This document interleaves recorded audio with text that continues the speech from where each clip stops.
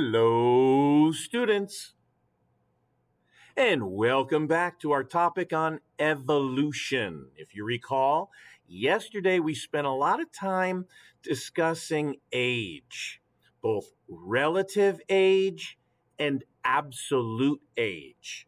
And if you don't remember those terms, maybe take a moment to review those two different kinds of ages before we move on, because today we're going to plow ahead with the remaining forms of evidence for evolution, or for the remaining four different areas that scientists use to prove evolution.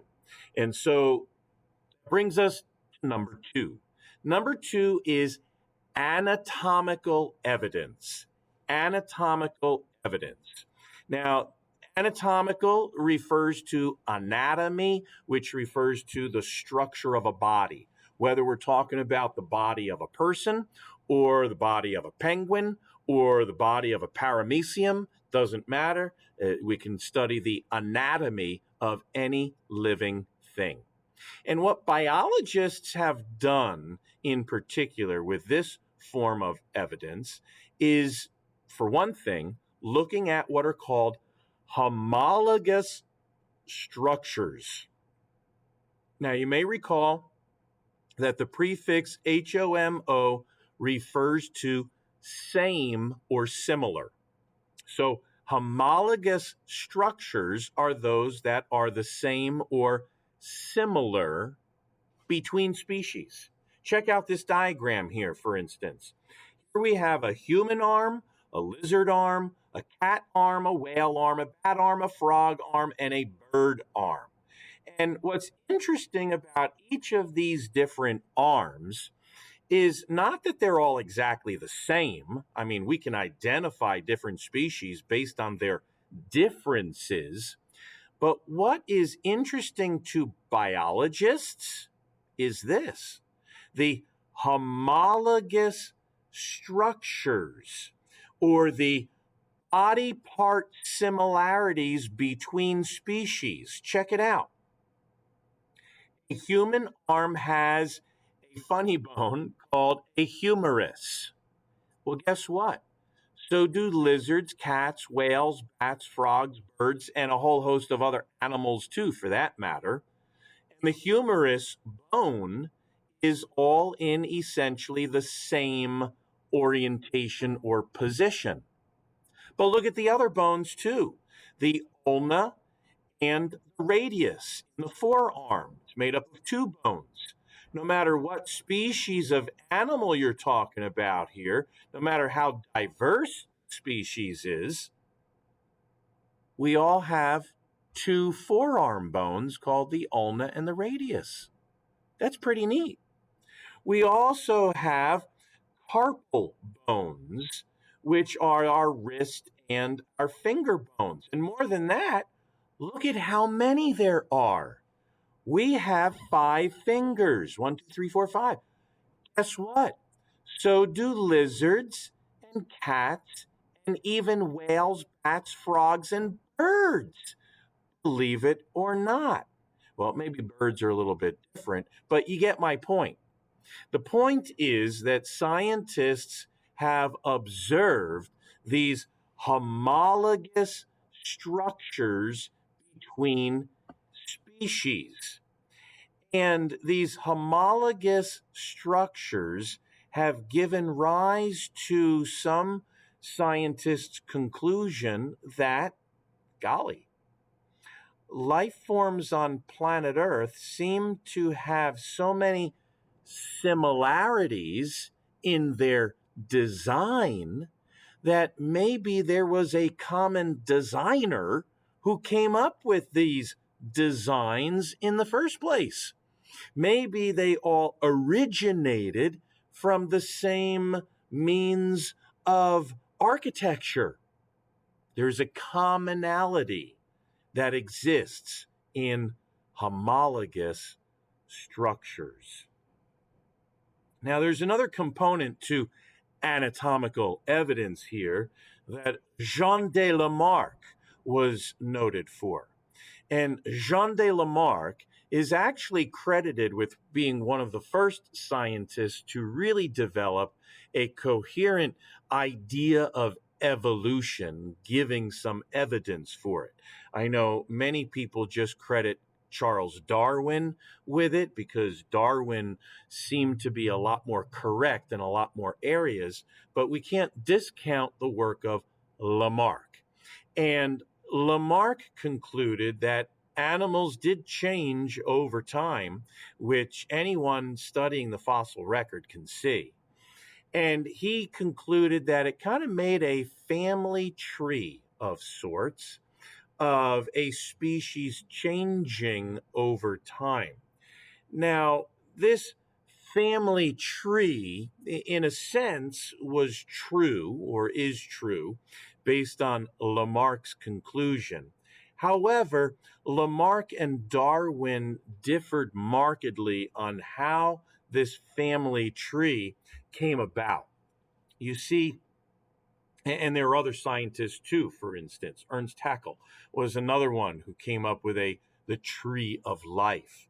But this diagram over on the left here, this was a pretty famous diagram in the mid 1800s, giving rise to the idea that organisms changed over time, becoming more specific, and the conclusion moving backwards would have been that there must have been a common ancestor at some point in the past if you follow these branches going back. As I was saying, there were differences between Darwin and Lamarck. And let me just give you one famous example of how these two scientists differed in opinion and in their conclusion. You see, Lamarck believed that over the course of a lifespan of an organism, they could make changes within their individual members that would result in different characteristics being passed down to the next generation. For instance, in the top series of pictures, we see giraffes, starting with small necks and ending up with longer necks. Now, it is true in the fossil record, we do see a change from giraffe species with smaller necks, ultimately leading to giraffes with longer necks. Now, Lamarck believed that over the course of the life of individual giraffes, because of environmental changes, they may have had to reach higher and higher into trees in order to eat and survive, and thereby stretching their necks longer within their lifespan, and then giving rise to the next generation having longer necks. Now, that is a much different conclusion than what Darwin believed. Based on Darwin's observations, he came to the conclusion that within a population of giraffes, in any one given generation, some giraffes might have longer necks, some might have shorter necks. And based on differences in environmental changes that take place, like we learned last week with natural selection, only the taller giraffes would be able to eat food, reproduce, and survive. And so it would be the genetics of the taller giraffes that would be passed down and not the genetics of the shorter giraffes that would be passed on to the next generation. And so over time, giraffes developed longer necks, not because they kept on stretching their necks within a generation, but because only the longer generation or the longer necks over generations would survive.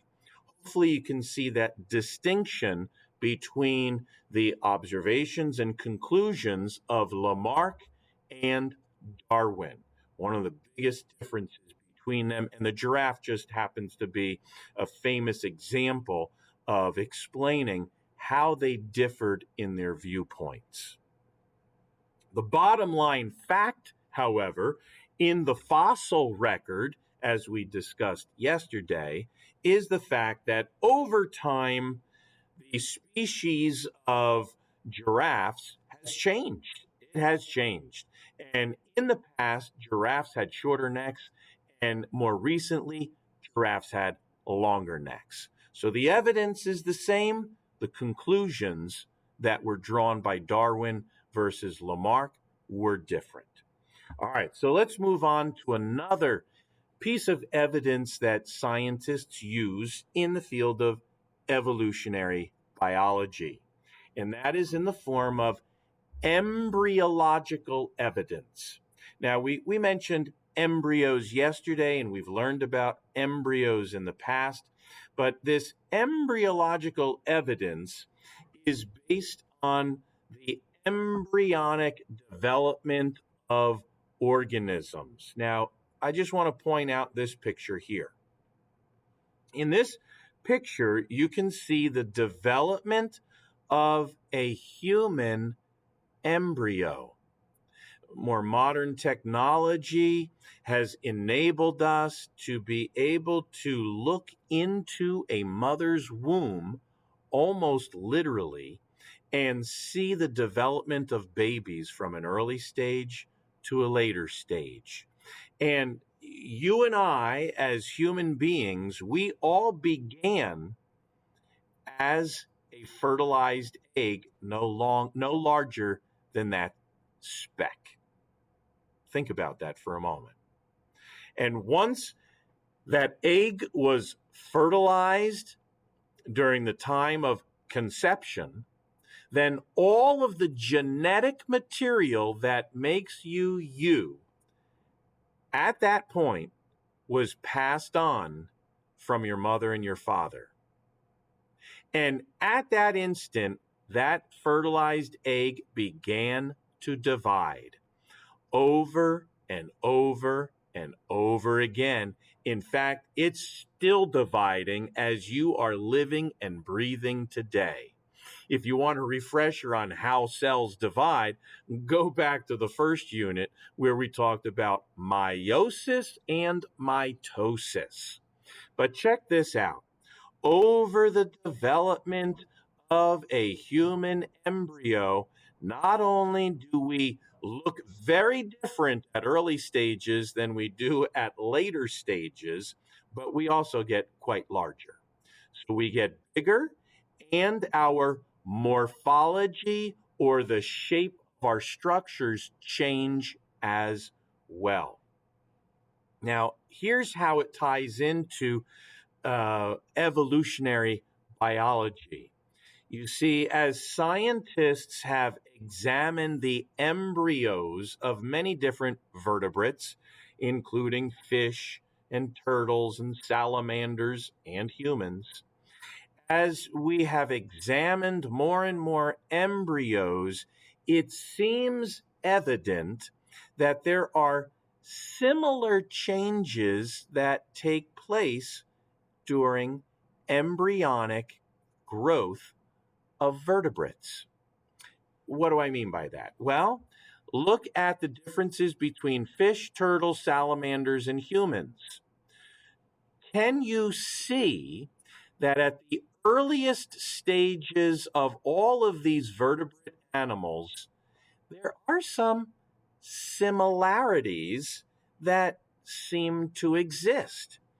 And these similarities, in particular during the early stages of embryonic growth, is called phylogeny. And let's just look at these two examples of the embryology of pigs and chickens.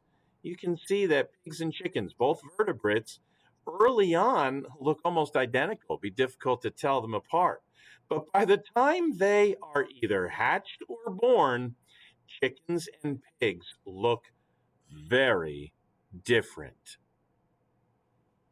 And there's a famous phrase in evolutionary biology that says phylogeny recapitulates ontogeny.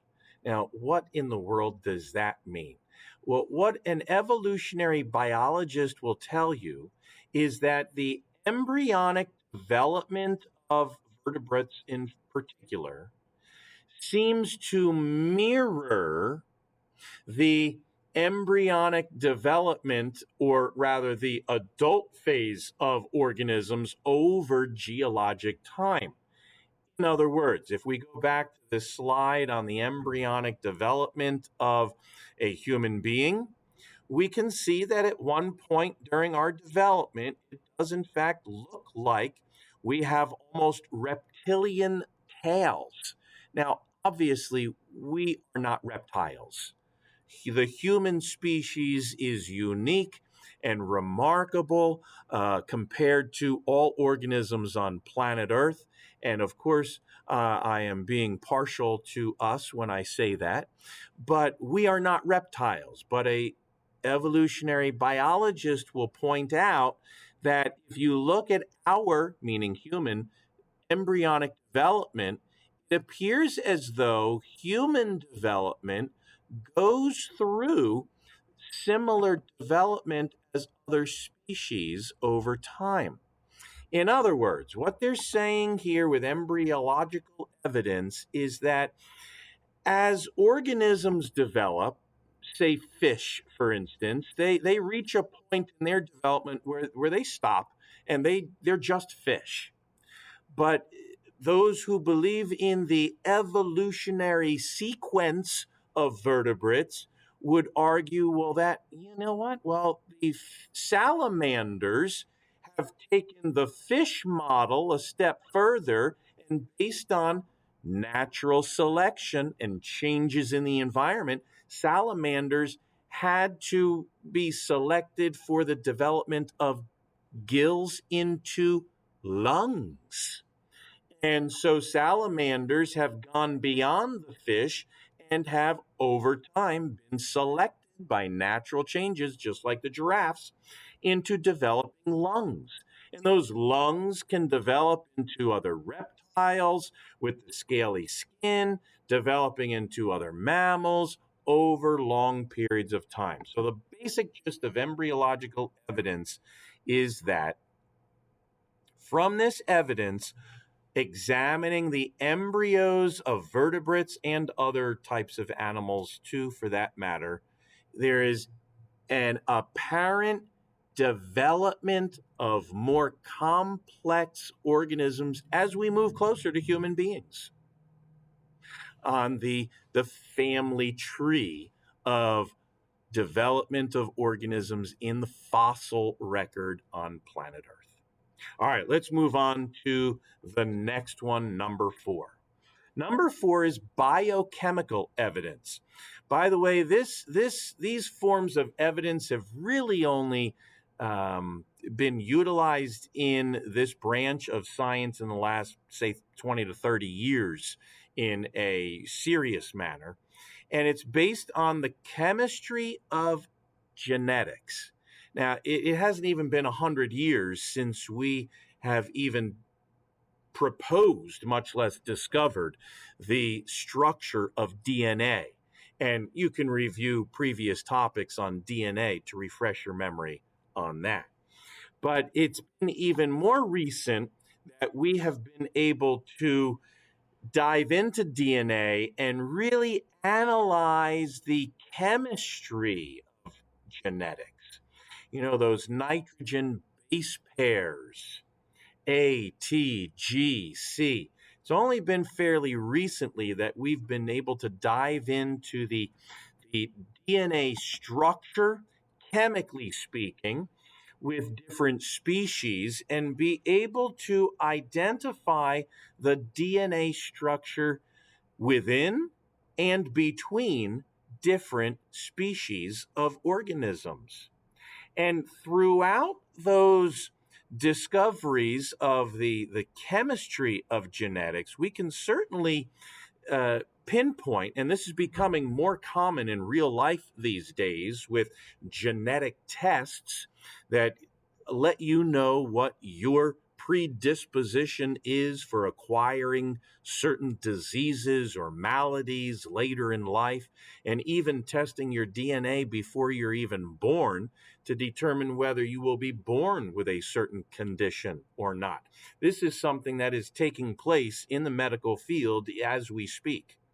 But the DNA structure within a species gives us a lot of useful information.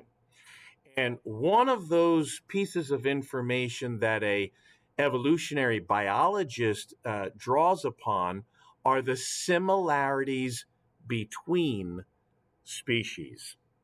Now, if we look at this diagram here, we can see that human beings are at the complete left, and the lamprey eel, excuse me, I have the hiccups, is on the complete right. And between the two, you can see other species.